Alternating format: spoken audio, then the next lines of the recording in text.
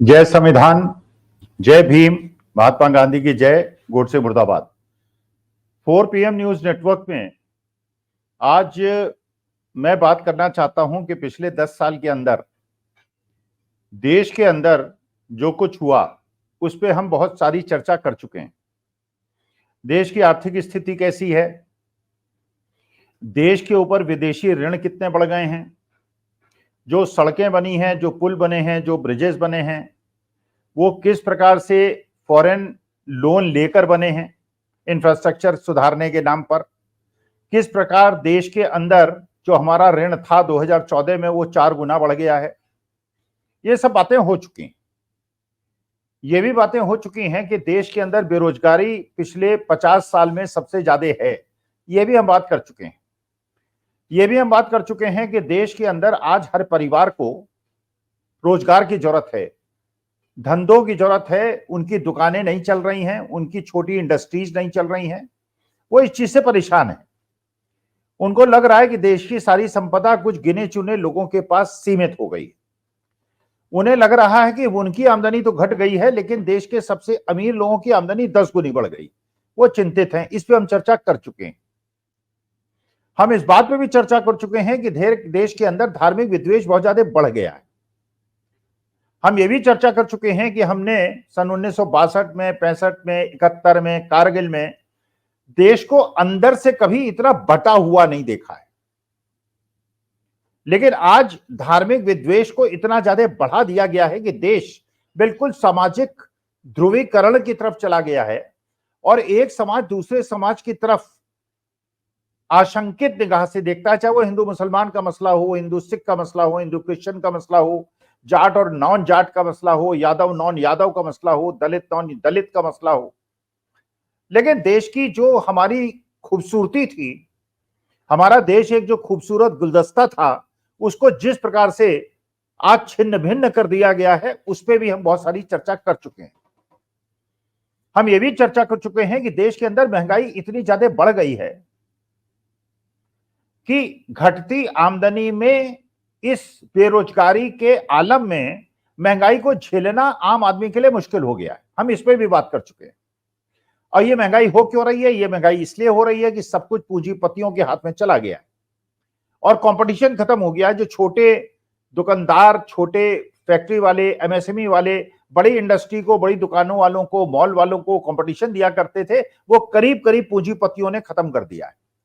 क्योंकि एक छत्र राज्य हो गया, इसलिए जितना चाहते हैं वो महंगाई को बढ़ा देते हैं और कंज्यूमर के पास इसके अलावा कोई विकल्प नहीं है कि उनकी तानाशाही को झेलें। हम इस पे भी चर्चा कर चुके हैं। हम इस बात पे भी चर्चा कर चुके हैं कि किस प्रकार से खुलेआम मंचों से राजनीतिक विद्वेषी नहीं बल्कि एक दूसरे के अपमान किया जाता है। और यह भी हम देख चुके हैं कि आज तक जो हिंदुस्तान के अंदर कभी नहीं हुआ, राज्यसभा और लोकसभा के अंदर जो वहां के पीठासीन अधिकारी हैं वो किस प्रकार पक्षपात पूर्ण रवैया निभाते हैं और सत्ता पक्ष को एक प्रकार का ट्रीटमेंट देते हैं और विपक्ष को एक प्रकार का ट्रीटमेंट देते हैं। उन लोगों को भी दंड देते हैं और सस्पेंड करते हैं जो सदन में उपस्थित थे, और उनको भी सस्पेंड करते हैं जो सदन में उपस्थित नहीं भी थे, लेकिन इसलिए सस्पेंड करते हैं क्योंकि कोई बिल पास कराना है, कोई अध्यादेश पास कराना है, इसलिए विपक्षी नेताओं को निष्कासित करो और बिल पास करा लो। खैर, वो बिल पास करा के उनको वापस लेना पड़ता है, ये एक अलग मुद्दा है। हम इसको भी डिस्कस कर चुके हैं। लेकिन जब भी आप सत्ता के समर्थकों से बात करें तो वो हमेशा कहते हैं कि पिछले 10 साल के अंदर देश की छवि विश्व के अंदर बहुत अच्छी हो गई है और विश्व हमारा डंका बोल रहा है। ये उनका सबसे बड़ा प्लैंक है जिसपे वो बात करते हैं, क्योंकि देश के अंदर चाहे आर्थिक स्थिति हो, चाहे सामाजिक स्थिति हो, चाहे महंगाई हो, चाहे बेरोजगारी हो, चाहे अग्निवीर हो, चाहे किसानों की समस्या हो, उस पर उनके बोलने के लिए कुछ नहीं होता। इसलिए एकमात्र विकल्प ये होता है कि विदेश में हमारा डंका बोल रहा है। माननीय मोदी जी विदेश यात्रा में जाते हैं। पंडित जवाहरलाल नेहरू भी जाते थे, इंदिरा गांधी भी जाती थी, राजीव गांधी भी जाते थे, मनमोहन सिंह भी जाते थे। मैं आप लोगों से निवेदन करना चाहता हूं, दर्शकों और श्रोताओं से यह निवेदन करना चाहता हूं कि उन सब यात्राओं की फोटोग्राफ को गूगल से निकालकर देखें।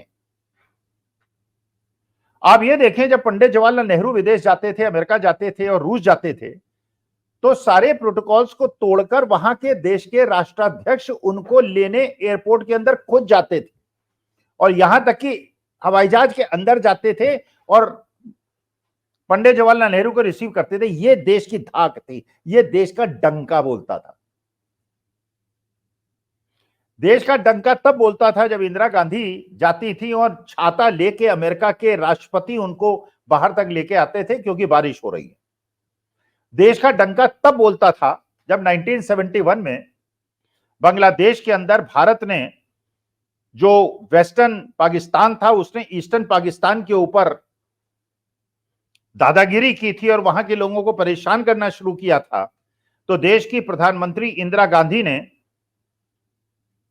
जो किया था वो आपको पता है, बहुत ज्यादा खोल के बोलूंगा, पता नहीं वो हमारी रणनीति है कि नहीं कि हमने कोई हस्तक्षेप किया था या नहीं किया था। लेकिन जब वहां के अमेरिका के राष्ट्रपति ने फोन किया था इंदिरा जी को, तो इंदिरा जी ने फोन उठाने से इनकार कर दिया था। और जब वहां के प्रेसिडेंट निक्सन ने कहा था, रिचर्ड निक्सन ने कहा था कि हम 7वां बेड़ा भेज रहे हैं, इस प्रकार दूसरे देश के मामले में हस्तक्षेप करना इंदिरा जी बंद कीजिए, भारत को नहीं करना चाहिए। इंदिरा जी ने कहा था 7वां 8वां 9वां बेड़ा जो भेजना है भेज दो, मैं तो जो करना है करूंगी। और शेख मुजीबुर रहमान को उन्होंने बांग्लादेश का कार्यभार सौंपा था और यह था जब देश का डंका विदेश में बोलता था। डॉक्टर मनमोहन सिंह बहुत ज्यादा हाँकते नहीं थे, बहुत ज्यादा फेंकते नहीं थे, लेकिन वो एक पढ़े लिखे विश्व के गिने चुने अर्थशास्त्रियों में थे, जिसके अमेरिकन प्रेसिडेंट जो कहते थे कि ये हमारे गुरु हैं, ये अर्थशास्त्र के हमारे गुरु हैं और हम इनसे सीखते हैं। पिछले 10 साल के अंदर ये बताया गया कि देश का टका, अब एक जो मैं आपसे निवेदन कर रहा था कि सारी फोटोग्राफ्स निकाल लीजिए। जब पंडित जवाहरलाल नेहरू जापान जाते थे तो वहां पे जितने लोग सड़क के किनारे खड़े रहते थे वो आपको सारे जापानी दिखते थे। जो अमेरिका जाते थे तो वहां पे अमेरिकन गोरे सड़क के किनारे खड़े होते थे और भारत और यूएसए का झंडा लहराते थे। रूस के अंदर भी यही होता था और यही सब कुछ इंदिरा जी के जमाने में भी हुआ, लाल बहादुर शास्त्री के जमाने में भी हुआ, डॉक्टर मनमोहन सिंह के जमाने में भी हुआ। लेकिन पिछले 10 साल के अंदर जो विदेश यात्राएं हुई हैं, जरा उसको देखिए, उसके अंदर कितने गोरे दिखते हैं और कितने हिंदुस्तानी दिखते हैं। अभी रिसेंट विजिट है पोलैंड की, महामहिम देश के प्रतापी प्रधानमंत्री माननीय मोदी जी की। आप जरा जूम करके देखिए उसमें कितने विदेशी हैं, कितने गोरे हैं और कितने हिंदुस्तानी हैं। और अगर आपको अलग अलग प्रदेश के लोगों के बनावट के बारे में थोड़ा भी ज्ञान हो तो आप ये देखेंगे उसमें कितने तमिलनाडु के लोग हैं, कितने कर्नाटका के लोग हैं, कितने बंगाल के लोग हैं, कितने उत्तर प्रदेश बिहार के लोग हैं और कितने गुजरात के हैं। और जो लोगों ने ड्रेस पहनी हुई है, क्या वो गुजराती ड्रेस है, या वहां पे जो सांस्कृतिक कार्यक्रम हो रहा है क्या वो केवल गुजराती कार्यक्रम है और बाकी प्रदेशों का उसमें कोई योगदान नहीं?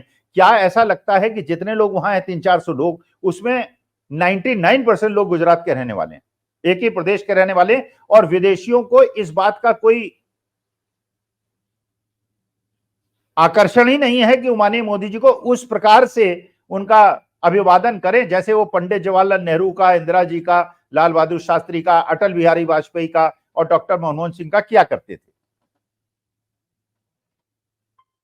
तो ये जो विदेश नीति है माननीय मोदी जी की, जिसके बारे में कहा जाता है कि बहुत ज्यादा डंका उनका बोला करता है, एक बांग्लादेश की निवृत्तमान जिनको देश छोड़ के भागना पड़ा, शेख हसीना, आज वो हिंदुस्तान में बैठी हैं, पिछले 10 दिन से बैठी हैं। कोई देश उनको लेने के लिए तैयार नहीं। और आज की तारीख में वहां जो नई सरकार बनी है वो कह रही है कि आप इनको डिपोर्ट कीजिए बांग्लादेश, हम इन्हें प्रोसिक्यूट करेंगे और इन्हें दंड देंगे।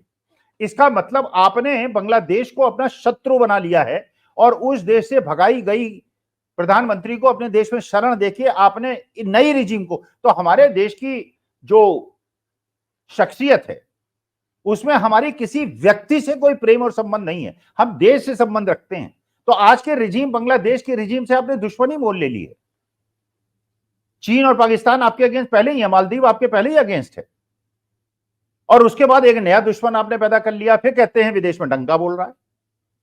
फिर पोलैंड के अंदर आप जाते हैं, वहां भाषण देते हैं, अपने जितने भी पूर्ववर्ती प्रधानमंत्री हैं उनकी आलोचना करना शुरू कर देते हैं। जो प्रसारित हो रहा है, आप जरा उस वीडियो को देखिएगा। वो कह रहे हैं कि ऑस्ट्रिया गया, 40 साल से कोई प्रधानमंत्री नहीं गया था, पोलैंड आया हूं, कोई 40 साल से प्रधानमंत्री नहीं आया है। अरे पुराने प्रधानमंत्री काम करते थे, घूमते कम थे। और जो गए हैं पोलैंड ऑस्ट्रिया गए हैं, तो लाए क्या है ये बताइए, देश को मिला क्या है? या वहां केवल सेल्फी खिंचाने के लिए और अच्छी आबो हवा में बिना पॉल्यूशन वाले कंट्री में घूम कर आ पाए? अमेरिकन प्रेसिडेंशियल इलेक्शन में इतनी बड़ी भूल तो विश्व के किसी नेता ने नहीं की है, जहां कहें कि इस बार ट्रंप सरकार, और ट्रंप सरकार को हरा दिया और बाइडेन बन गए देश के राष्ट्रपति। और फिर जो बाइडेन साहब है उनकी पत्नी को 7.5 कैरेट का हीरा दिया है और कहते हैं देश का डंका विदेश में बोल रहा है।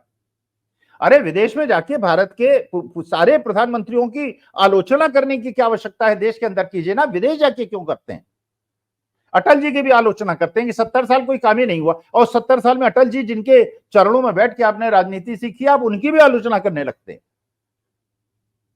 यह कैसी विदेश नीति है? कैसा डंका है?